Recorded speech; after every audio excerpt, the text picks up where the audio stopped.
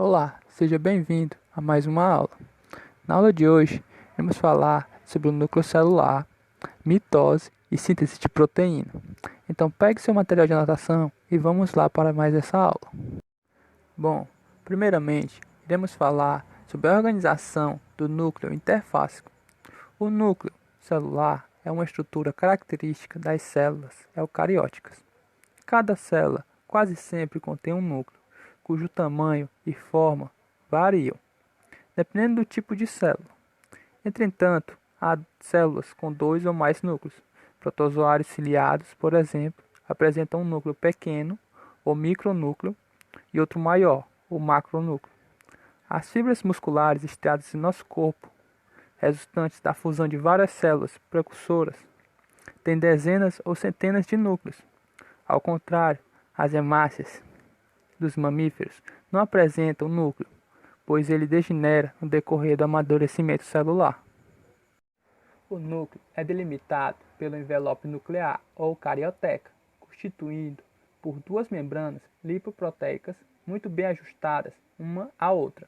A face interna da membrana, voltada para o interior do núcleo, é reforçada por uma camada de filamentos proteicos que constitui a lâmina nuclear. Diversos pontos do envelope nuclear há membranas externas e internas que fundem-se em torno de um poro, através do qual ocorre troca de substâncias entre o núcleo e o citoplasma. Agora iremos falar da cromatina e o nucleolo. Ao tratar células com certos corantes, os primeiros citologistas descobriram que o material contido no núcleo celular tinha capacidade de se corar intensamente, destacando-se das outras partes da célula. Por esse motivo, em meados do século XIX, passou a ser empregado o termo cromatina, do grego chromatos, cor, para designar o material altamente corável presente no núcleo celular. Na época, dada a baixa resolução dos materiais utilizados para esse trabalho, acreditava-se que a cromatina era uma massa de material amorfo. Mais tarde, verificou-se, porém, que a cromatina era constituída por um material filamentoso, os cromossomos. No interior do núcleo há geralmente uma ou mais estruturas globulares, densas denominadas núcleos. Um núcleo é constituído pela aglomeração de muitos ribossomos em processo de formação e não apresenta nenhuma membrana envolvente. A principal substância constituinte dos ribossomos e, portanto, dos núcleos é o RNA ribossômico, produzido em certas regiões de determinados cromossomos. O núcleo é uma estrutura dinâmica. Ao mesmo tempo que o material ribossômico sai do núcleo para o citoplasma, onde constitui os ribossomos, a região cromossômica que forma o núcleo produz mais material ribossômico que repõe o que vai para o citoplasma. Dando continuidade, agora iremos falar sobre os cromossomos. Praticamente todas as informações para o funcionamento das células eucarióticas e, consequentemente, do organismo estão escritas nos cromossomos, estruturas filamentosas intranucleares constituídas por uma longa molécula de DNA associada a proteínas. As informações a que nos referimos, codificadas no DNA cromossômico, são os genes. No núcleo celular, há geralmente vários cromossomos que diferem quanto ao tipo de genes que apresentam. O número de cromossomos presentes no núcleo celular varia entre as espécies. Por exemplo, na espécie humana, Homo sapiens, as células corporais, denominadas células somáticas, têm 46 cromossomos no núcleo, e as células somáticas do chimpanzé já possuem 48 cromossomos. Nas células eucarióticas, o cromossomo é constituído por uma longa molécula de DNA que, a espaços regulares, dá duas voltas sobre um grânulo de proteína da classe das histonas. Cada grânulo proteico com um segmento de DNA enrolado constitui uma unidade estrutural, o nucleossomo, que se repete ao longo do filamento cromossômico. A associação entre nucleossomos vizinhos faz o filamento cromossômico enrolar-se como uma mola helicoidal compacta, originando um fio mais grosso, com cerca de 30 nanômetros de espessura. Esse fio apresenta ao longo do comprimento outras proteínas que fornecem sustentação esquelética ao cromossomo. Cromátides irmãs e centrômero. Uma célula que não está se dividindo encontra-se no período denominado interfase. É nesse estágio que ocorrem os preparativos para uma futura divisão celular.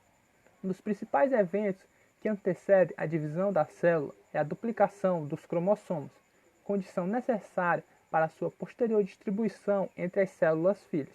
Ao se duplicar, cada cromossomo produz outro cromossomo idêntico.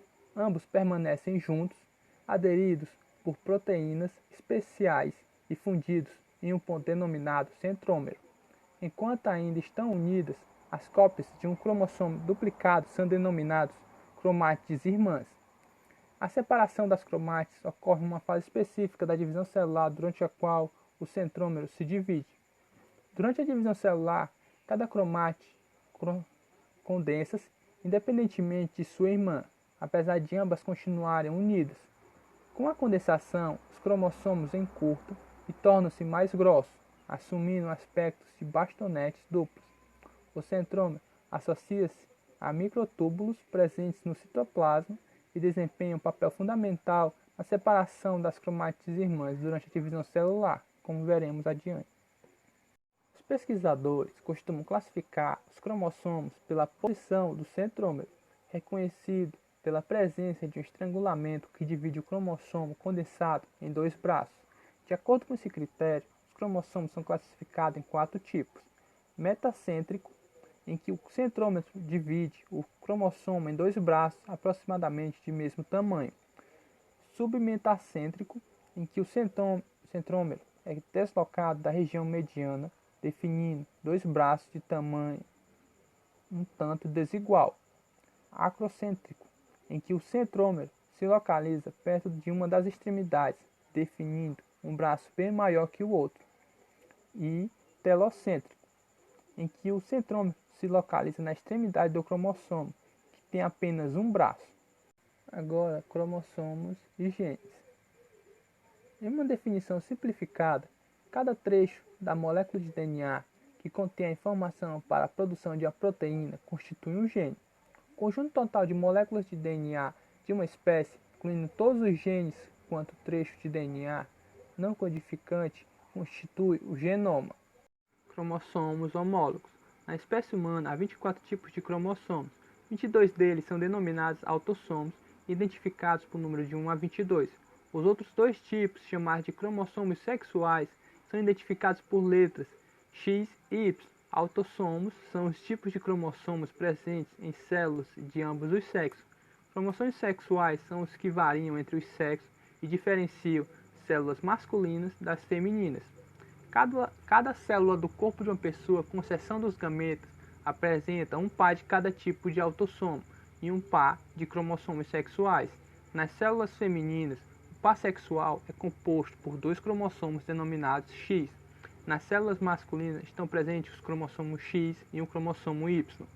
Os óvulos humanos têm 23 cromossomos, sendo 22 autossomos, um de cada par e um cromossomo Y. Os espermatozoides humanos também têm 23 cromossomos, sendo 22 autossomos e um cromossomo sexual, o qual pode ser tanto o cromossomo X quanto o cromossomo Y. Cerca de metade dos espermatozoides produzidos por um homem apresenta o cromossomo X e outra metade apresenta o cromossomo Y.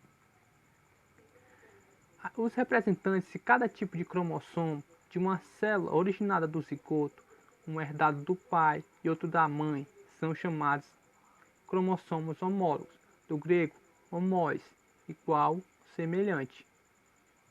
Citogenética humana. É um ramo da biologia que estuda os cromossomos humanos. É uma especialidade relativamente nova. Para se ter ideia, apenas em 1956 ficou definitivamente demonstrado que tanto homens quanto mulheres têm 46 cromossomos nas células. Atualmente, os cientistas têm condições de identificar pessoas com problemas cromossômicos e prever o risco de seus filhos virem a ser afetados por certas doenças hereditárias. Esses procedimentos fazem parte de um ramo da genética denominado aconselhamento genético. Cariótipo humano. O conjunto de cromossomos de uma célula constitui seu cariótipo, do grego carion, significa núcleo, e tipos, significa forma. Na espécie humana, por exemplo, os cariótipos de homens e de mulheres diferem quanto ao par de cromossomos sexuais. Como vimos, nas mulheres esse par é composto por 2 cromossomos morfologicamente idênticos, dos cromossomos X, e nos homens, o par de cromossomo sexual é composto por um cromossomo X e um cromossomo Y. Agora, iremos falar sobre o ciclo celular. O período que vai do surgimento de uma célula por divisão até que a própria célula se divida em duas é denominado ciclo celular. Esse ciclo costuma ser dividido em duas etapas, a intérfase e a divisão celular. A intérfase é o período entre duas divisões celulares consecutivas. A divisão celular, por sua vez, compreende dois processos: mitose, que é a duplicação do núcleo, e citocinese, que é a divisão do citoplasma. Em geral, a mitose e a citocinese duram menos de 1 hora, o que corresponde a cerca de 5% da duração total do ciclo celular. Nos outros 95%, a célula está em intérfase. O período de intérfase é subdividido em três fases: G1, S e G2. A sigla S deriva da palavra inglesa síntese, em referência à síntese de DNA, que ocorre durante a fase S, quando a quantidade de DNA do núcleo é duplicada. As siglas G1 e G2 derivam da palavra inglesa gap, que significa intervalo, e designa os momentos anteriores, G1, e posteriores, G2, à duplicação do DNA. Mitose. Como vimos, a duplicação dos cromossomos ocorre no período S da intérfase. Depois que a duplicação se completa, há a fase G2 e em seguida a célula inicia a mitose. O termo mitose deriva da palavra grego mitos, que significa filamento, referindo-se ao fato de os cromossomos durante o processo tornarem cada vez mais espessos. A mitose de uma célula humana costuma durar de 30 a 60 minutos, desde o início da condensação cromossômica até a formação dos dois núcleos filhos. Ao longo da mitose, ocorrem eventos marcantes, escolhidos pelos cientistas para dividir esse processo em 4 fases: prófase, metáfase, anáfase e telófase. Prófase. A prófase caracteriza-se pela condensação dos cromossomos, que se tornam mais curtos e grossos, podendo ser visualizados individualmente ao microscópio fotônico. Ao se condensar, os cromossomos encurtam e, desse modo, se separam mais facilmente e podem se distribuir corretamente para as células filhas. Os cromossomos condensados tornam-se inativos, pois a compactação geralmente impede a produção de moléculas de RNA a partir do DNA. Isso implica porque os núcleos desaparecem durante a prófase. Ao se condensar, a região cromossômica que organiza o núcleo deixa de produzir RNA ribossômico, seu principal componente. Outro evento característico da prófase é a formação do fuso mitótico, ou fuso acromático, um conjunto de microtúbulos orientados de um polo ao outro da célula, e cuja função é capturar e distribuir os cromossomos para as células filhas. Metáfase. A metáfase sucede à prófase e é marcada pelo posicionamento dos cromossomos na região equatorial do fuso acromático. Microtúbulos provenientes dos centrosomos crescem e fisgam os cromossomos, capturando-os pelo cinetocoro, estrutura proteica presente na região do centrômero. Quando o cinetocoro de uma cromátide é capturado por microtúbulos ligados a um dos polos celulares, o cinetocoro da cromátide irmã volta-se automaticamente para o polo oposto, sendo capturado por microtúbulos provenientes desse polo. Assim, as cromátides irmãs de cada cromossomo prendem-se a polos celulares opostos. Os cromossomos presos às fibras do fuso posicionam-se na região mediana da célula, constituindo a chamada placa metafásica ou placa equatorial. O termo metafase refere-se justamente ao fato de que os cromossomos se alinham na região mediana da célula. Anáfase. A prófase e a metáfase preparam a célula para um evento culminante da divisão, a separação das cromátides irmãs, puxadas para polos opostos pelo encurtamento dos microtúbulos do fuso. Por isso, essa fase denomina-se anáfase, do grego ana, separação. O encurtamento dos microtúbulos ligados aos cromossomos ocorre por desagregação controlada das moléculas constituintes dos microtúbulos, junto à região dos cinetocoros. Progressivamente, cada cromossomo é arrastado pelo centrômero em direção ao polo a qual está ligado. A densidade do citoplasma celular pode ser percebida pelo formato flexionado dos cromossomos na anáfise, quando são arrastados pelos microtúbulos do fuso no citoplasma denso. Quando as cromátides irmãs, chamadas de cromossomos irmãs, após a separação, chegam aos polos da célula, termina a anáfise. Telófase. Quando os cromossomos chegam aos polos celulares, tem início a telófase, do grego telos, fim. Última fase da mitose. Nela, os cromossomos se descondensam e novas cariotecas reorganizam-se ao redor de cada conjunto cromossômico, separado, reconstituindo dois novos núcleos. À medida que os cromossomos se descondensam, eles são envolvidos pelas bolsas membranosas resultantes da fragmentação da carioteca antiga, reconstituindo duas novas cariotecas.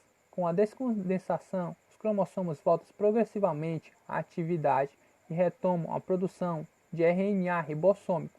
Consequentemente, os núcleos reaparecem. A divisão por mitose origina núcleos filhos com o mesmo número e os mesmos tipos de cromossomos das células-mãe. Células diploides 2N originam por mitose duas células diploides. Células haploides N originam por mitose duas células haploides. E por fim, a citocinese. Durante a reorganização dos nucleofilhos, os microtúbulos do fuso desagregam-se e inicia-se a citocinese, processo de divisão do citoplasma que leva à formação das duas células filhas. Em células animais e de protozoários, a citocinese ocorre por estrangulamento na região equatorial, causado por um anel de filamentos contráteis constituído pelas proteínas actina e miosina. Por se iniciar na periferia da célula e avançar para o centro, esse tipo de divisão citoplasmática é chamado citocinese centrípeta. Nas células das plantas, ao final da telófase, bolsas membranosas que contêm o polissacarídeo pectina depositam-se na região equatorial da célula. Essas bolsas fundem-se umas às outras, originando o fragmoplasto, uma placa que cresce do centro da célula para a periferia, até encostar na parede celulósica e separar as células filhas. Por ocorrer no centro para a periferia, a divisão do citoplasma nas células vegetais recebe o nome de citocinese centrífuga.